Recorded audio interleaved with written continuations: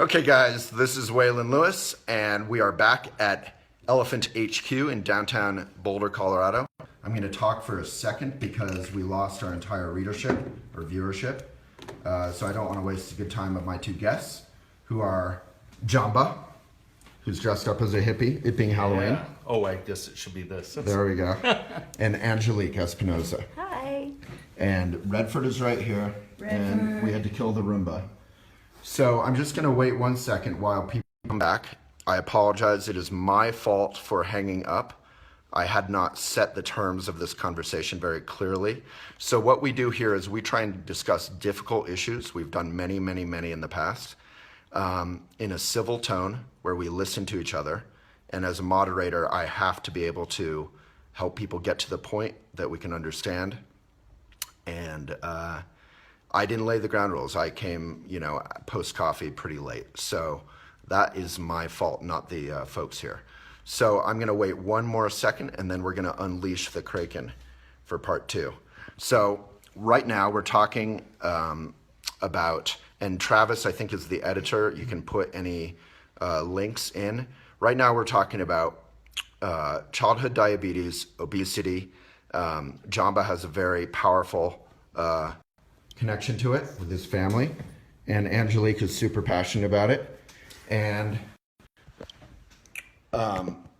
let's go for it. So with apologies to everybody, Travis, if you want to put any links in, like my interview with Jamba, and we're going to have to get cozy because it's like a selfie here on Facebook Live.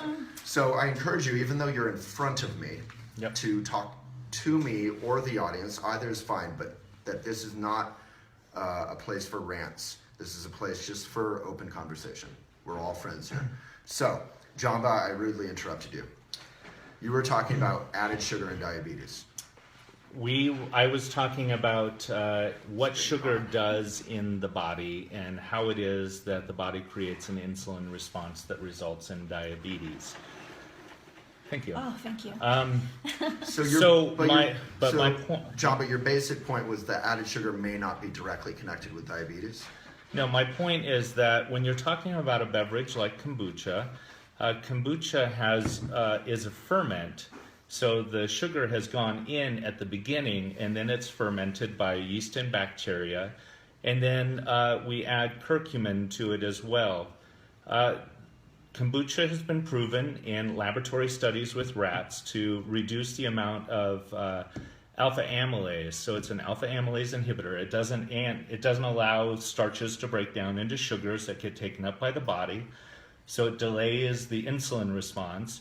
And then we also add to this curcumin, which is an alpha glucosidase inhibitor. So it doesn't allow the sugars to be broken down and reabsorbed by the body. So this drink actually is for diabetics. This drink will actually lower the insulin response in the body. Unfortunately, the way that the law is written, added sugar is never defined. So, as we heard earlier, this product, other products that don't have the same effect on the body simply because they say they've got 5 grams of sugar are going to be thrown under the bus and considered collateral damage. And it's fallen to the district or the city attorney to decide which companies will be exempt from this law, but it's based on no information that at least the city attorney says that he has. Okay, so I want to pause and everyone give a like or love to Jamba explaining that very simply in a great way. And now Angelique might have a response after a considered pause where we can all breathe. It's good stuff. Okay. Real good. A lot of passion because this is this guy's business, so I understand absolutely. it. And Jamba, I just want to tell you that I really feel you. I was the policy director at the Boulder Chamber for almost 5 years. I'm very familiar with the challenges that small businesses face, especially if you're different in some way, and so you don't fall within the normal margins maybe of a product or service, and it's really hard. Dealing with the city can be really hard when all you're trying to do is bring something good into the world. Mm-hmm. So I really feel you on that. Thank you. I really do. So now Jamba wants to know, Yeah. What does that mean for his product here? What does this mean for your product? So, Jamba, I don't know your business like you do. I do know a couple of things that I think are important. One is that I have not yet had enough Rowdy Mermaid kombucha in my life. And I must immediately drink some more because I'm sure he'll treat you to it. I have been hearing that it's totally awesome. So this product, which is the Smoky Badger, which I looked for at the store, I couldn't find. Where can I get this one? At Lucky's Market, our tap room, Okay, lots of great. coffee shops around town. And this is a popular one? Yeah. All right. So I'm going to have to try this one. This is the Smoky Badger. This one has 7 grams of sugar in per serving. So this one would be taxed. The city attorney doesn't get to pick and choose what gets taxed. The city attorney has to go by the language that's written into the actual initiative. And the initiative doesn't distinguish between types of sugar. It says except that it exempts 100% fruit juice. So the other 3 types of Rowdy Mermaid, fortunately, would not be taxed. So on those ones, you're not going to face a problem at all. You're only facing a problem on the products that have 5 grams of sugar per more, and that's not insignificant. I totally get that. So if I'm a consumer and I'm buying this product at Lucky's, which is my corner store, I'm going to feel really good about paying an extra $0.25 to support healthy foods and activities for low-income kids. Yeah, but there's no way. Can I chime in? Thank you for asking. That was amazing. So let me just encourage people so more people see this, which remember is the point. If you're just tuning back in, say where you're coming from. It's always fun. And then we will read and respond to your questions. So leave a comment or question. So aside from my point that all sugars are not the same, but are all being treated exactly the same in the name of obesity and diabetes, the product you just said would be taxed actually helps with reducing waistlines and helps with diabetes. And so the sugars that are in there are not the same types of sugars. And if you raise the price of that product by 2 cents, there is no way the distributors that are stipulated in this measure are going to pay that price. There's no way. They'll pass it on to you. Well, the understanding of the language of the law seems to really be about buzzwords. Big soda, obesity, diabetes, But to be fair, corporations. John, but those are more than buzzwords. These are real issues and problems. Well, what I'm getting at, though, is that there seems to be a language that is going after the man. Right. And I can say that because I'm dressed up as a hippie. It's going after the man. And the reality is that it's going after numerous small businesses in our community. Mine, it's going after my distributors. Some of those distributors are small people that have just one vehicle. There's no way they can pay and absorb an extra tax. The way the distribution already works is that the distributors pass it back on to the manufacturers or pass it on to the stores.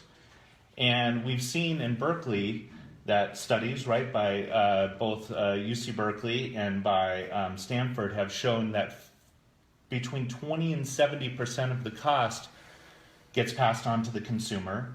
And you're saying that in particular, if you're looking for helping low-income families make better choices, it's getting passed off to low-income families more so than other people, which is Bernie Sanders' point about this tax. But I just want to say, I just want to say that this, we're not big soda. We don't have big distributions. We're not corporations. These taxes, you say, I'll gladly pay that at the end of the day. We will be competed against by people who can undercut those. We'll be competed against by big companies that can absorb those taxes. Big Coke, Coca-Cola, all these Sprite, all these companies, they either own their own distribution channels or they could totally absorb those costs. It's not a big cost to them, but my little distributors here in Boulder can't absorb those costs.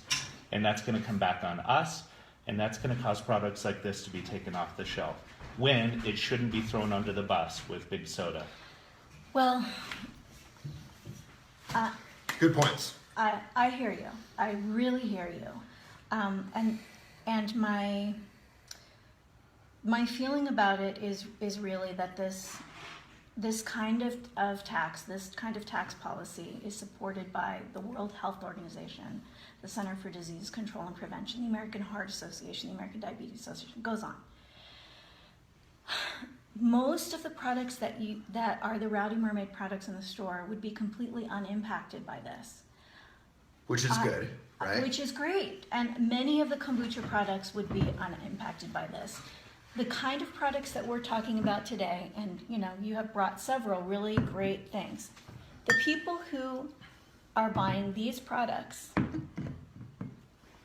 are the kind of people in our community who I believe would gladly support the kinds of health equity initiatives That's not how business this works, tax though. goes to fund. That's just not how business works, though. You don't just throw a tax onto particular products for a reason that it doesn't really exist for, say, my products, and then expect that everyone's just going to absorb that cost. The way it works with business is that the big guys who own, say, Coca-Cola, that owns a kombucha company, will come in at a lower price. They can absorb that cost. It's hurting small businesses. Okay, so and for reasons that aren't well defined. But I don't believe that it is hurting small businesses. So, for example, this product right here, I'm looking at the label. It doesn't have sugar. It has fruit juice. So 100% fruit juice, not taxed. So let me ask you guys a question. So I love what you just said. That's not how business works. I also love what you said. When I go to Laughing Goat, there's various kombuchas. They're all insanely expensive, frankly. And I do think you are selling kombucha to people who can afford it generally. Mm-hmm. That said, so I take your point and I agree with it. That said, that's also not how business works. Is that if I as a consumer have to pay, is it 24 cents additionally or whatever, if all the costs went to me for 2 ounces, for 2 cents for 12 per ounces, 12 ounces, mm-hmm. That will be a factor in which kombucha I buy probably. But is there some, so that's not how business works, but this is how society works, is that we have a serious crisis, and this is one of your lines. And sugar, I do think it should have been written, if what you said is true, I'm not a scientist, so I don't know, that the kefir and that the kombucha, those two, handle sugar differently, or the body handles sugar from those two products differently, that they should have been exempted, or it should have been written in a better way. And that's why I think this is fantastic we got to this point, where you're not being vilified for being some anti, solving diabetes for children kind of guy. That said, it is a real problem, and it seems like 97% of the law is great, right? Well, you overall? No, I can't. No. So listen, I built this business from money that I've been saving since the 90s, with a little bit of money that my dad, who died from diabetes, left me. Yeah. And I've been building this business for years and years and years and years, and now to be thrown under the bus with big business. But to be specific, it's one of your SKUs. I'm not marginalizing. I'm just saying to be specific. No, it is marginalizing, because it doesn't take into account that this is not the same product as what it is that you're fighting for. What it is that I'm fighting for. I'm part of the solution already, but I'm being thrown under the bus. Right. And all these companies, they're not that all of these are exactly the same, but the law wasn't written in a way to understand added sugar. So if the science is true that Jamba offered, Angelique, is there a way to have an exemption in a law that gets passed subsequently? Yeah. For local businesses?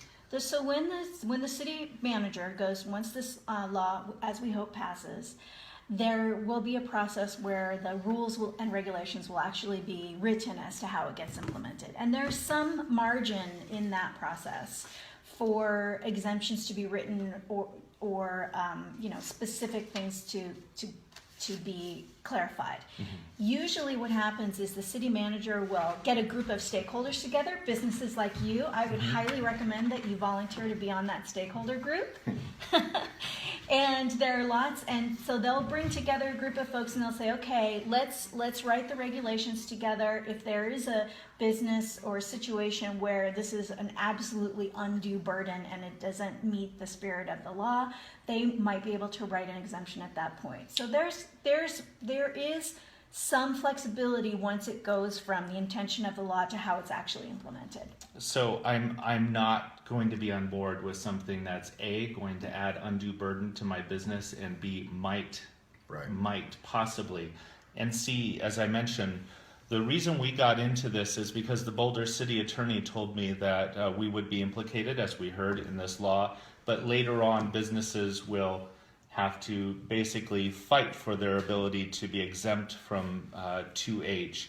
And because the law itself doesn't take into account the different types of sugars in the way the body reacts to different types of sugars, there's absolutely no way that a lawyer, the city attorney, is going to be able to adequately understand what beverages should and should not be exempt from this law. So I can't possibly support something that is unilaterally throwing small businesses like mine under the bus. I think that's an unfair characterization. I agree with that. I mean, I've tried to make that point before. It is throwing one of your products under the bus, and your overall business is getting clipped by a bus, which is never a pleasant experience. That said, it is one of your line. But we should not be in the big soda tax, because we're not making the same product that you're fighting against, even if it's 5. Okay, so I agree with that. That it is affecting your business overall, and that you are being grouped in if the science of what you're saying, which I don't know, is correct. But it's a lot of sugar, so we need to know, is that science correct that all that sugar isn't going to affect diabetics? Let's pause here, because I think we're kind of we've been very clear on a positive level about the good. The good is huge, which is we're taking a ton of 2 cents per ounce and giving it to education and real food access programs, right? That's right. So that's amazing, and we have a real crisis, and I think you feel that more than anyone, given your father, right? Yep.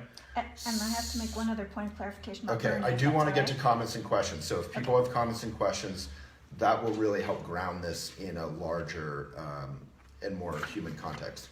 And so let's have one maybe closing statement in a way from each of you. Sure. Okay. Because I think without like legal written assurance that his product and the other one, the Dr. D's, can be exempted, I don't think you're going to be happy today, and I wouldn't be either. Oh yeah, I mean, yeah, Right. if it has more than 5 grams, Right. I can't guarantee you that it would be exempted through any process. So that what's you your go. closing argument? And Do then you we'll want to go comments. first? Sure. So as I mentioned on Facebook, that kind of got us into this. You mentioned nanny state earlier. I think that there's a paternalistic aspect to this, that it's telling that we are raising a tax on sugary beverages so that we could teach people who are low income to know better about nutrition. And at the same time, the law itself needs an education in nutrition, because it doesn't understand the different types of sugars.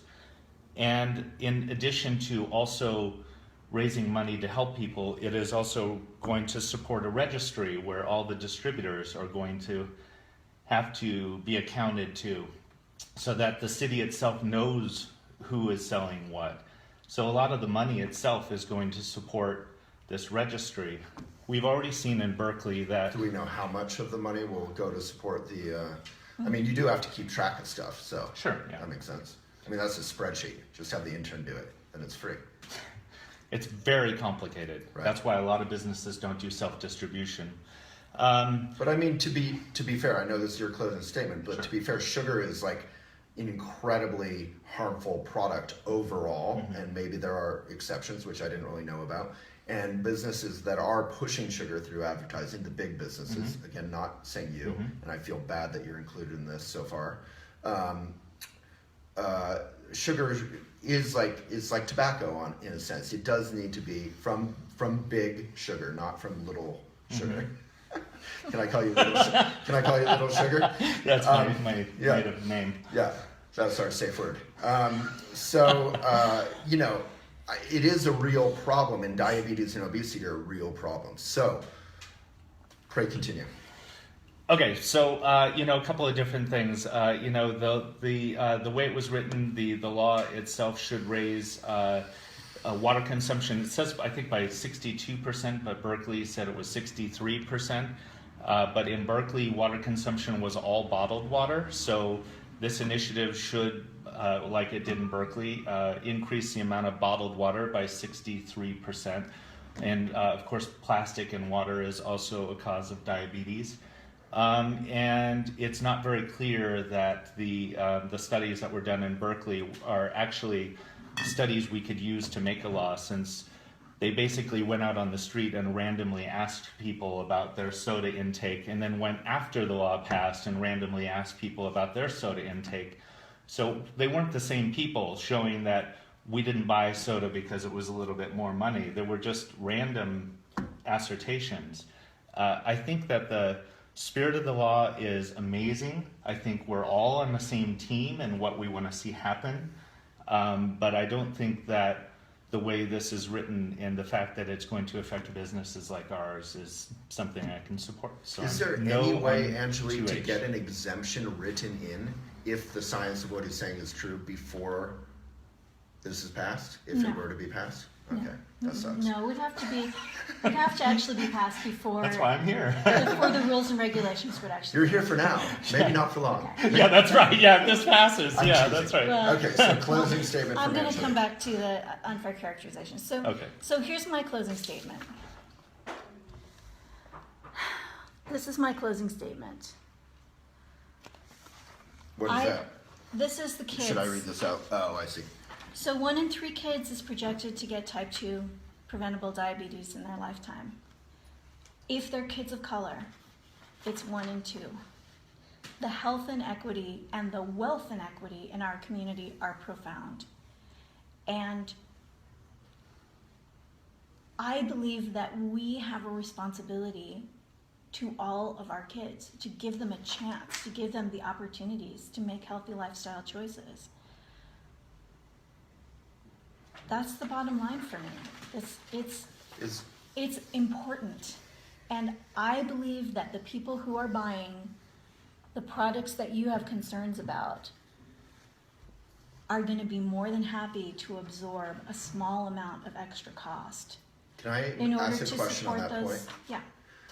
Is there a way that you could like turn lemons, which this appears to be for you, into lemonade by saying just on that SKU, like purchase of this product directly benefits, you know, childhood education, and like it's basically like a bonus donation. You have a little gold thing, like the Newman Zone kind of marketing, just for that one SKU. That's the one product that's affected. Yeah, no. we're It's already, kind of a cool idea. It's a great idea. There are lots of good ideas, but unfortunately, you know, I'm a small business, so I have to be back there running things immediately after this, and we're not as flexible as the big guys. But to do often things people like who that. care, but you're more flexible than big guys because you can move. You're like guerrilla warfare. Yeah, but I'm also doing every Right. thing. But wearing every but hat. people who want to buy Or kombucha every often wig. for how much is that kombucha? $4 or $5?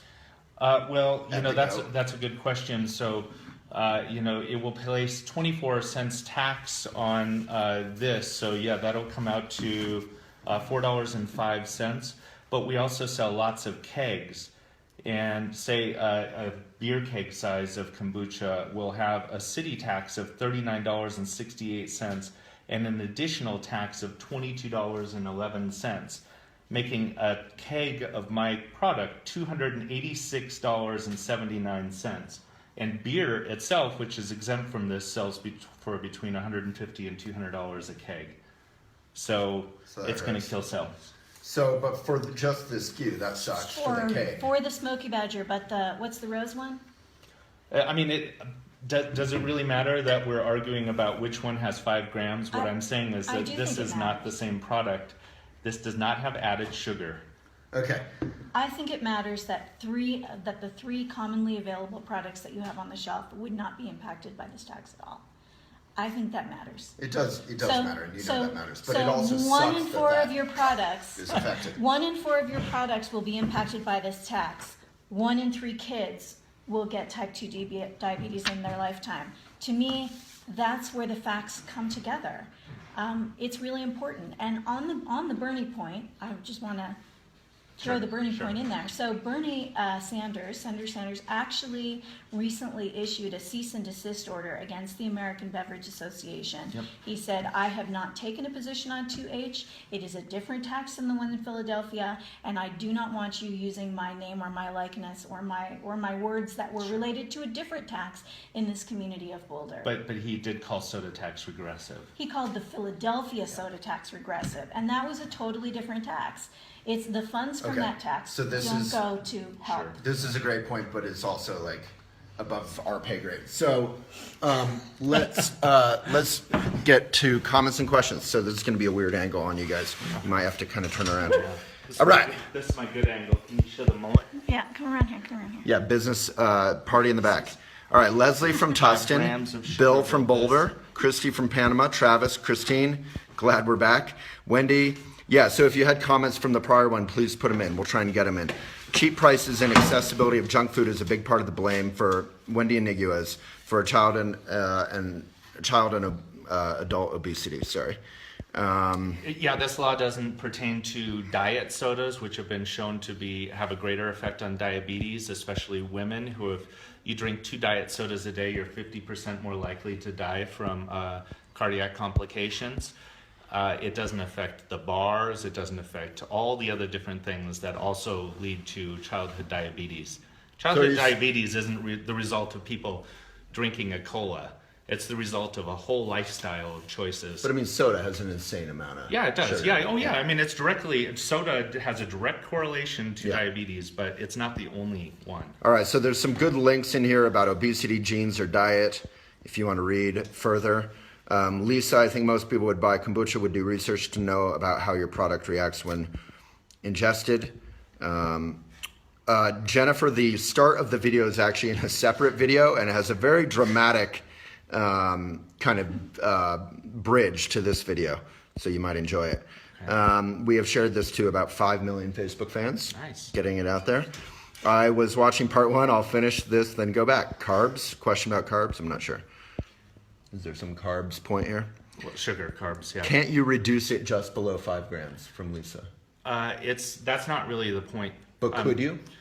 Would you? We if this have products passes? on the shelf that do, but for instance, we talked about Scratch Labs. Right. They've got this powder, and apparently Angelique says that they're not going to be implicated, although people have concerns about whether it will be.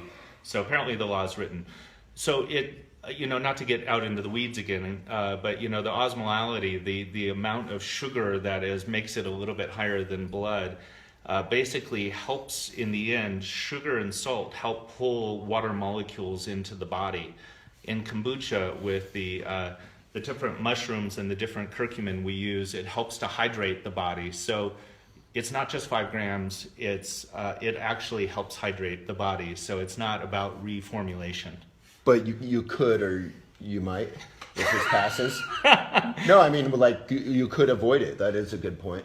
I know it's not the point. But if you get effed by this law, could you reformulate potentially? It's about the osmolality of the beverage. You're not going to answer that? It's about the way the body reacts to the science of the sugars.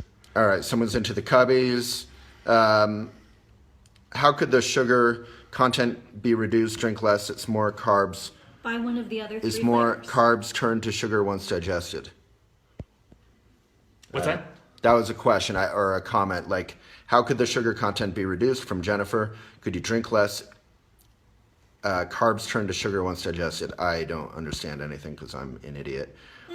Danny, oh gosh, another taxing scheme. Well, if you regard, public roads and the fire department as a taxing scheme, welcome to civilization. As they say about Facebook, if it's free, you're the product, Danny. Well, so enjoy. I can add to that point, though, that because we started this off talking about how we are the least obese and have the lowest amounts of diabetes and are a wealthy community right here in Boulder City, where this law is only affecting.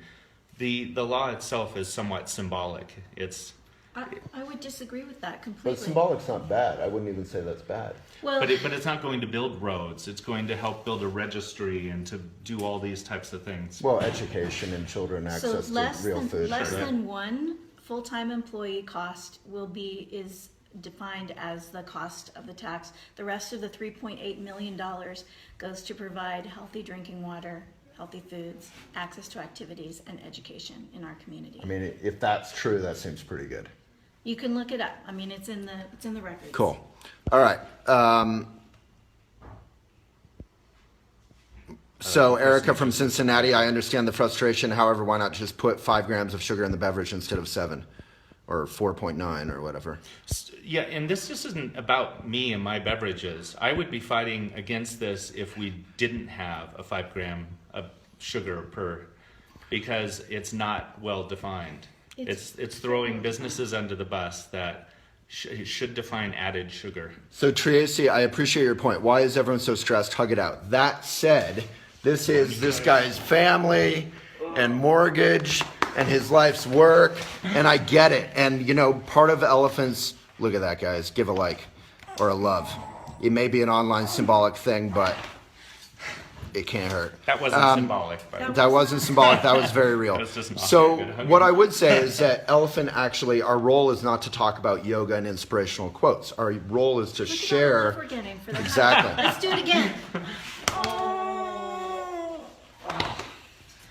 Our role is to actually jump. You know that Theodore Roosevelt quote about being willing to jump into the mud and actually like work for the benefit of the world. Our role is to talk about tough issues, and the inspirational quotes are for real life. And this is real life. It's affecting real people. Children are struggling, entrepreneurs are struggling. We gotta try and at least air both sides in a fair way, even if we can't work it all out. Maybe moving out of Boulder is the best answer. No, you got to stay here and fight the good fight. well, no, it affects sales in Boulder, so Right. it's not just manufacturing. Right. Online. So from Lisa, online purchasers in Colorado will only be taxed. I don't totally understand that. No, it's only taxed within the city of Boulder. Yeah. So if you live outside the city of Boulder, you won't be subject to. Your drink won't be subject to the tax. So in fact, like a local restaurant like Nick and Willie's that buys a bag of Coca-Cola and is going to see major tax because of that, they'll just start ordering online. I mean, people will just order those things online where they're not going to be taxed. So it's going to move business out of Boulder. No, they'll still be taxed even if they order it online. Whoever brings it into the city of Boulder is taxed on. Sorry, Nick. Sorry, Willie. All right. I think this is sort of was my point about like, could you put a little gold thing like this will benefit the children of. So Kim has the point. I think this will bring attention to your kombucha, and you should have faith in your business, and people will pay the extra for your bottle. In the immortal words of Jamba, that's not how business works. That said, this is kombucha, which is sort of a magic business. Sure. You're not just a conventional business where people would be like, this stapler is more expensive than this stapler, to hell with you. Yeah, you know? totally. Yeah. There is some love. All right. Yeah, it's up to people like us to help educate legislatures on the difference. People like you, I think, is what they're saying. Deb Deep from India, hello. India. Nice. All right. Can you change to fruit juice as your sweetener to bypass the tax and still have a great product? No. But that's just the thing. Why? But could you? So I as I like so curtly put it to you online. I'm a PhD, and I also teach high level classes now and then in fermentation microbiology. I love you saying this in your current outfit. By the way. I know, right? I'm a PhD. Yeah, man. Yeah, man, I'm a PhD, man. The rug ties the room together. That's right. This tax totally ties the community The room together. together, man. So, I mean, why am I taking formulation advice from campaign managers and from person. policy people? Well, and because people on sugar the is a internet? concern. Yeah, but that's not the way fermentation works. Right. So, if we were to ferment, say, because we also have an alcohol license and we also make alcoholic kombucha, if I was to use fruit sugar for making those beverages, it actually changes the distinction of the company to a winemaker. So Oh, yeah. it's not things aren't straightforward the way people like to think sometimes.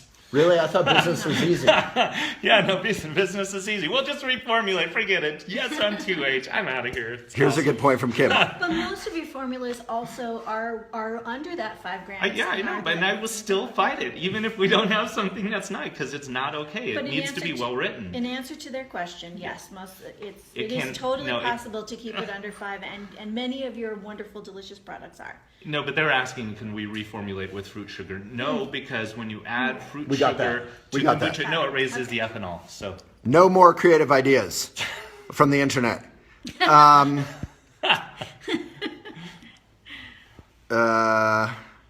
Beer is horrible for diabetes. Good point. yeah, All right.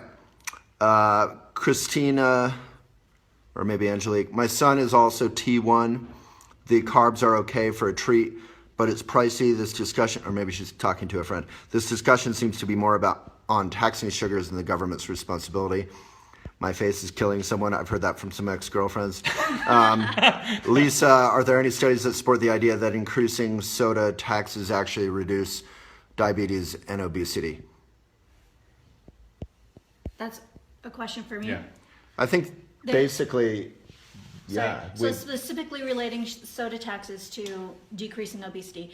So we don't have any that are long enough to have that have been in place long enough to make to result in health impacts. But what we do know is that both the Center for Disease Control and the World Health Organization have both said that soda taxes are the most important policy tool that we have to fight the obesity epidemic. And we have also seen that in places where it's been in place long enough to do some reporting, that is decreasing the amount of soda that's being consumed. So what we know is that the consumption of sugary drinks is implicated in diabetes and health issues. We know that soda taxes reduce drinking those things, and that we know that they will result in health outcomes later on. Otherwise, the World Health Organization and the Center for Disease Control wouldn't say that these are the most important things we can do to curb obesity. Jumbo. No, I was just shaking my head because I disagree because the research did like street interviews. It's not, they weren't showing actual sales numbers. Even so, here's my view, and then maybe we'll wrap it up. My view is basically both of your views. I support 2H. I endorse it very enthusiastically. That said, I think it would have been great if they could have floated it first and got feedback from you and from the other Dr. D. And hopefully you guys could be exempt if the science is accurate of what you said. There's